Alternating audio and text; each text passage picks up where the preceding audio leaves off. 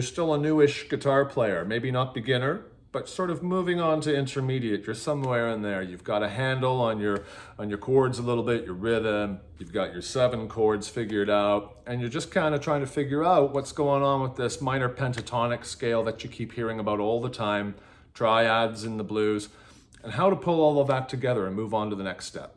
So we're going to have just a short look at that today. Hopefully it helps you out a bit. Later in the video, there's going to be some examples of that give you some context. But basically, in a nutshell, triads are, as the name implies, right? 3 notes.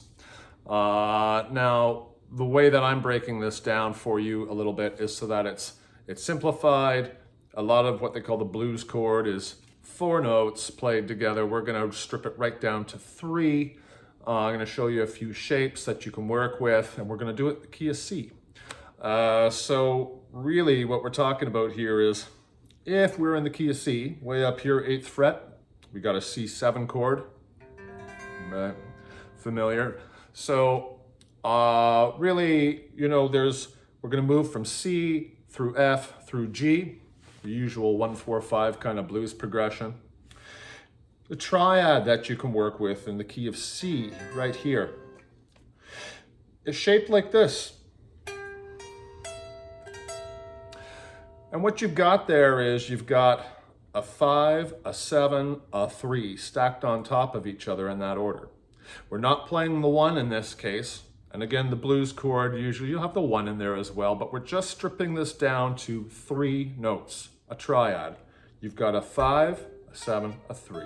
Okay, that means the 5th note in the scale, the 7th note in the scale, the flatted 7, the dominant 7 it's called, the 3rd note in the scale. When you move on to the F chord, or an F7, right, you've got this chord here that you can work with. Looks like this. Sounds like that. It's the 1 note, the root note, followed by the 3rd, followed by the 7th, again, the dominant 7th, a flatted 7th, stacked in that order from top to bottom. When you move on to your G chord, you've got this guy here. Now that guy, I've done this one so that it is a 1, a root, stacked over top of a 7th, stacked over top of a 3rd. So what we're looking for in these triads is to get that 7th note in there, that bluesy sound, right? The dominant 7, the flatted 7, it's the same thing. So you're looking to get those in there. You got this guy. When we're in C, you got this guy. When you're in F, you got this fella here when you're in G. Right?